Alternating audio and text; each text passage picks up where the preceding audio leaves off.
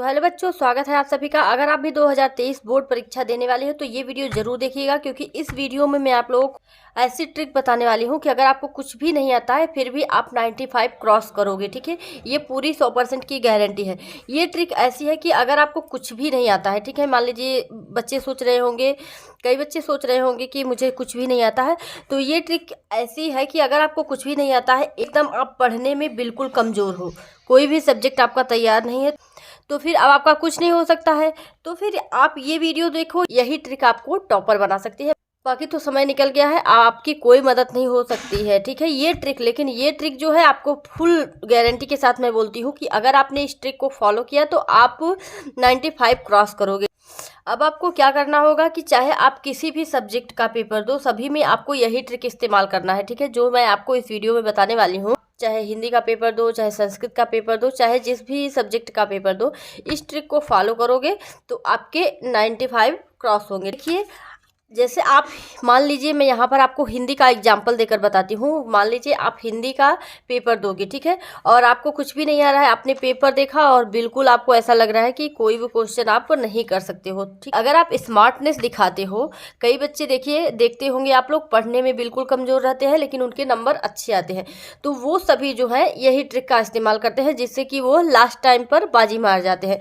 तो आपको भी उसी ट्रिक का इस्तेमाल करके लास्ट टाइम पे बाजी मारना है। यहाँ पर चाहे आप 10th में हैं, ठीक है, चाहे आप 10th में हैं, चाहे 12th में हैं, दोनों ही बच्चों को ये ट्रिक इस्तेमाल करना है। ठीक है, ये एक के लिए नहीं है कि 10th के लिए, 12th के लिए। ठीक है, दोनों बच्चे इस ट्रिक को इस्तेमाल करेंगे और उनके अच्छे नंबर आएंगे। जहाँ पर आप कुछ भी नंबर नहीं पाने वाले हो, तो वहाँ पर आप 80 तो मैं 100% स्टाम्प पेपर पर लिख दूं कि अगर इस ट्रिक का इस्तेमाल करते हो तो आपको 80 मिलने ही मिलने हैं। ठीक है, तो आपको यहाँ पर करना क्या है, देखिए, आपको पेपर 10th का दिखा रही हूँ, लेकिन इस चीज़ का आपको ध्यान रखना है, चाहे आप 10th में हैं चाहे 12th में हैं, दोनों का ही करना है। ठीक है, यही चीज़।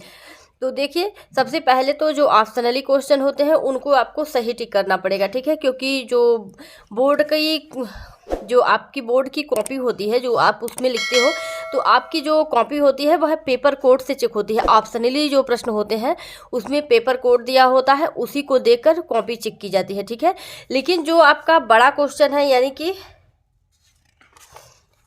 जो आपका बड़ा क्वेश्चन है, यानी कि जैसे यहाँ पर देखिए, निम्नांकित गद्यांशों में से किसी एक गद्यांश के नीचे दिए गए प्रश्नों के उत्तर दीजिए।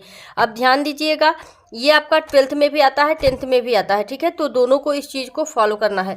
यहाँ पर आपको करना क्या है, सबसे पहले तो कॉपी और पेपर कोड को अच्छे से भरना है। ठीक है, और उसके बाद देखिए, आपको ये ऑप्शनली जो क्वेश्चन होते हैं उसको आपको सॉल्व करना है। उसके बाद देखिए, ऑप्शनली क्वेश्चन कैसे सॉल्व करना है देख लीजिए। सबसे पहले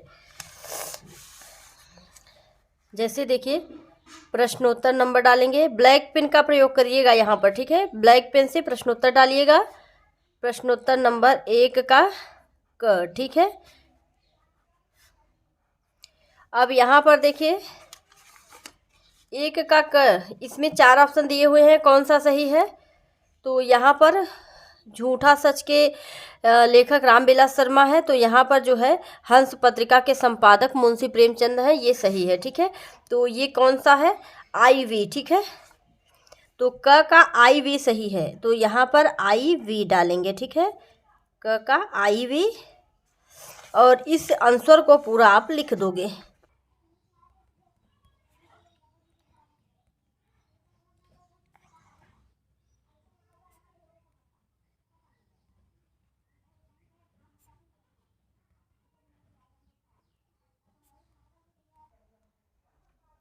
हंस पत्रिका के संपादक मुंशी प्रेमचंद हैं। ठीक है, यहाँ पर आपको ब्लैक पेन का प्रयोग करना है, और उसके बाद इसी तरह से आपको सारे 10 नंबर जो क्वेश्चन पूछे जाएंगे, 10th में आपको OMR शीट दी जाएगी, उस पर भरना है, लेकिन 12th में आपको इस तरीके से करना है। ठीक है, उसके बाद आ गया देखिए यहाँ पर, उसके बाद आप देखोगे ये जो क्वेश्चन है, कुसंग का ज्वर, जो संदर्भ आपका किसी एक गद्यांश के नीचे, यही आपका 12th में भी है, 10th में भी है। ठीक है, तो कुसंग का ज्वर सबसे भयानक होता है। अब यहाँ पर आप देखिए, ट्रिक लगाइए, कुछ भी नहीं आता है आपको। ठीक है, मैं बता रही हूँ आपको, ये गद्यांश आ गया है, ठीक है, और आपको कुछ भी नहीं आता है।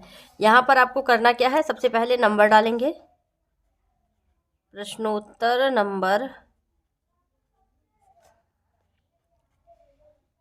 3, का यहाँ पर नंबर नहीं है तो सिर्फ 3 डालिए, ठीक है। उसके बाद देखिए जहाँ जहाँ मैं ग्रीन पेन का प्रयोग कर रही हूँ वहाँ पर आपको ब्लैक पेन का प्रयोग करना है, ठीक है। उसके बाद यहाँ से देखिए कुसंग का ज्वर, कुसंग का ज्वर, ठीक है। उसके बाद डैश डैश डैश करके यहाँ पर लास्ट वाला देखिए तरीका बता रही हूँ जिससे आप टॉपर भी बन सकते हो, ठीक है।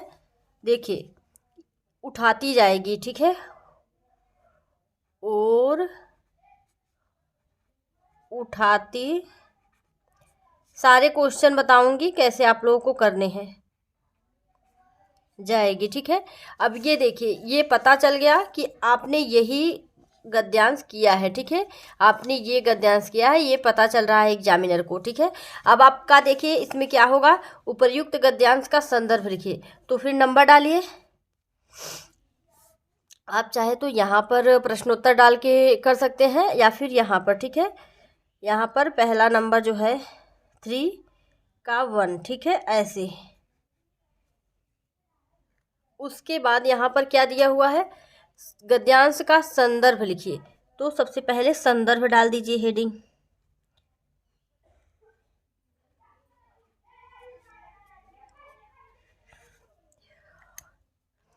अब देखिए आपको पता ही नहीं है कि कौन से चैप्टर से है, कौन से, और इसके लेखक कौन है, तो आपको करना क्या है, लिखना है प्रस्तुत पद्यांश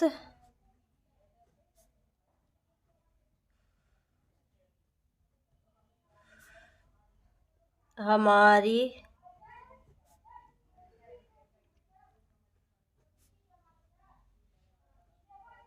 पाठ्य पुस्तक, ठीक है, पाठ्य पुस्तक। अब यहाँ पर क्या करोगे, आपको लिख देना है जो भी आपको लगे कि हाँ थोड़ा बहुत हिंट मिल रहा हो, अगर आपको कुछ भी, ठीक है, कोई भी पाठ अगर नहीं पता है तो कोई भी पाठ अगर हिंट मिल रही है तो उसको लिखोगे। और अगर आप श्योर हो कि ये पाठ उसी लेखक ने लिखा है और इसी पाठ से है तो फिर आप इसको ब्लैक पेन से हाईलाइट कर दीजिएगा, ठीक है। और नहीं तो आप हाईलाइट मत करिएगा, इसको पूरा लिखिएगा, ठीक है। जब आप पूरा लिख दोगे, संदर्भ आपका लिखा गया, पहला क्वेश्चन कंप्लीट हो गया, तो नंबर मिलेंगे, ठीक है। एग्जामिनर सिर्फ यही देखता है कि संदर्भ लिखा हुआ है, हमारी प्रस्तुत पद्यांश हमारी पाठ्य पुस्तक, ठीक है, ऐसे देखेगा, ये लिखा हुआ है। अगला आप डालोगे क्या, अगला क्वेश्चन जो है रेखांकित अंश की व्याख्या कीजिए, ठीक है। तो जहाँ तक कुछ भी नहीं आता है ना, तो देखिए सबसे पहले डालिए रेखांकित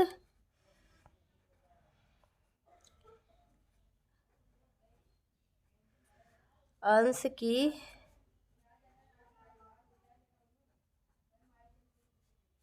व्याख्या, ठीक है, ये कर दीजिए। अब देखिए इसमें क्या करना है, यहाँ से देखिए रेखा खींची हुई, अगर कुछ भी नहीं आता है तो यहाँ से यहाँ तक उतार दीजिए, ठीक है।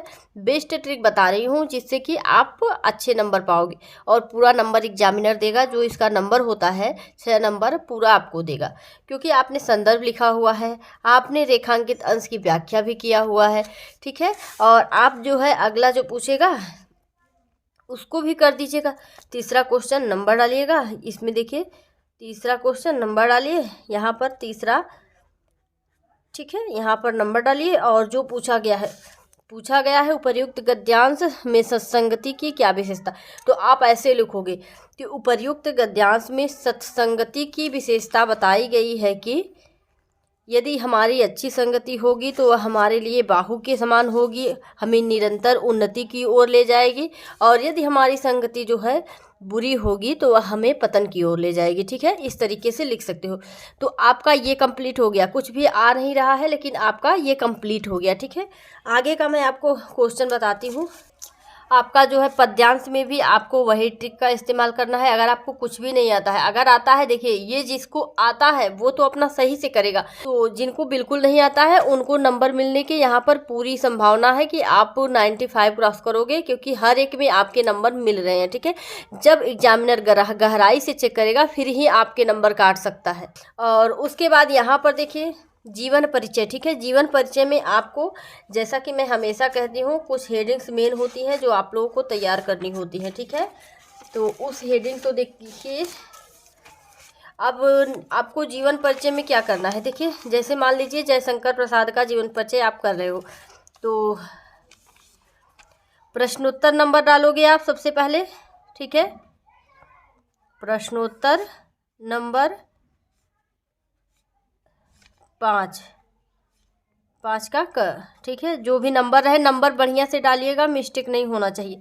अब देखिए जयशंकर प्रसाद बीच में, ठीक है, कॉपी के बीच में जयशंकर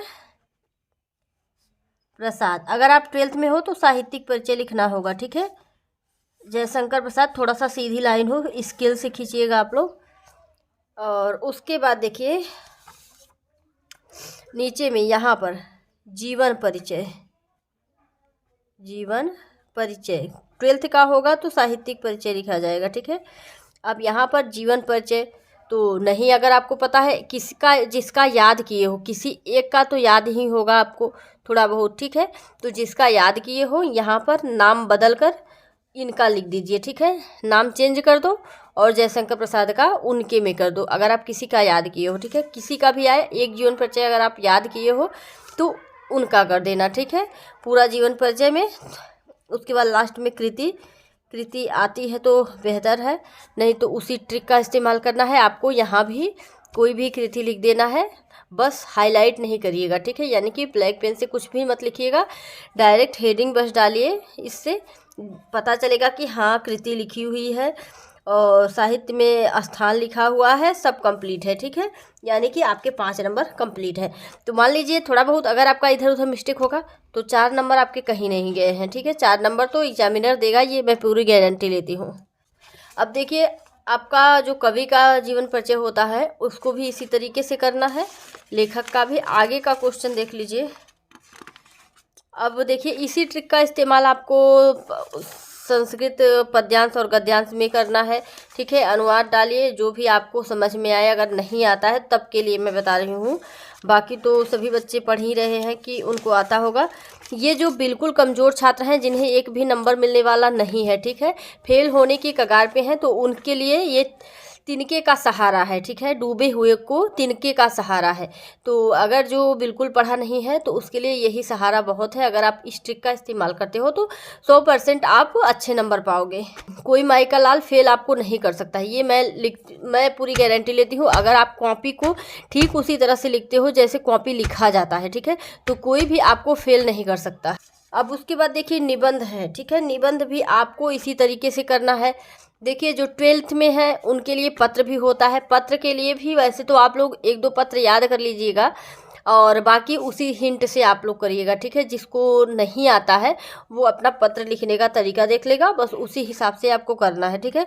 अब निबंध में देखिए कुछ महत्वपूर्ण हेडिंग्स होती हैं। देखिए निबंध जो है, जैसे मान लीजिए यहाँ पर पर्यावरण प्रदूषण का आप कर रहे हो, ठीक है, तो कुछ मेन हेडिंग्स होती हैं, उसको आप अच्छे से डालो। बीच में आप लोग ऐसा नहीं कि बीच में आप गाना ऐड कर दो, सॉन्ग ऐड कर दो, ऐसा कुछ भी नहीं ऐड करना होता है आपको, उसी से रिलेटेड, ठीक है। जैसे आप पर्यावरण से रिलेटेड कुछ भी उसमें दे सकते हो, अगर आपको कुछ भी नहीं आता है तो फिर, ठीक है। यहाँ पर देखिए अगर आप इस तरीके से लिखते हो, इस तरीके से प्रदूषण एक अभिशाप, यहाँ पर पर्यावरण प्रदूषण दिया है तो ऊपर में पर्यावरण प्रदूषण डालना है, ठीक है। और उसके बाद भूमिका लिखना है, हेडिंग्स भूमिका होनी चाहिए। उसके बाद भूमिका में जो भी आपको आता है उसको लिखेंगे, ठीक है। तो एग्जामिनर मान लीजिए कॉपी चेक कर रहा है तो उसने, वो लोग बहुत सारी कॉपियों को चेक करते हैं, तो उनको अंदर में पढ़ने का उतना ज़्यादा टाइम नहीं होता है कि अंदर में पढ़ के आपकी कॉपी को सही गलत करें, ठीक है। वो देखते हैं कि तरीका आपका सही है लिखने का। जी हाँ, आपने भूमिका लिखा हुआ है, बिल्कुल सही है। प्रदूषण के प्रकार और कारण लिखा हुआ है, बिल्कुल सही है। इस तरीके से नंबर देते हैं। तो आपको हेडिंग्स पर विशेष ध्यान देना है। कौन कौन सी हेडिंग्स होती हैं, देखिए 4-5 हेडिंग्स हैं जो आप लोग तैयार कर लीजिए। प्रदूषण से होने वाली हानियाँ, प्रदूषण को रोकने के उपाय, ठीक है। लास्ट में आपका शुरू भूमिका से और लास्ट आपका उपसंहार से होता है, ठीक है। तो ये चीज़ें आपको ध्यान रखनी है जिससे कि आपको न मिलने वाले नंबर भी आपको मिल जाएंगे। यानी कि जहाँ पर आपको कुछ भी नहीं मिलने वाला है वहाँ पर अगर आप हेडिंग सही लिखोगे और बीच में आप थोड़ा बहुत ऐड कर दोगे तो उससे आपके नंबर, जहाँ पर 9 नंबर है, आपको वहाँ पर कुछ भी नहीं मिलने वाला है। तो वहाँ पर आपके 7 नंबर कहीं नहीं गए हैं, ठीक है। और इसी तरीके से हर प्रश्न में करते करते आपके 80% तैयार हो जाएंगे, ठीक है। तो ट्रिक आप लोगों को कैसी लगी कमेंट करके ज़रूर बताएं, और अच्छा लगा हो तो लाइक कर दीजिए। और इस तरह के और भी बहुत सारे ट्रिक पाने के लिए चैनल को सब्सक्राइब कर लीजिए। मिलते हैं नेक्स्ट वीडियो में। धन्यवाद।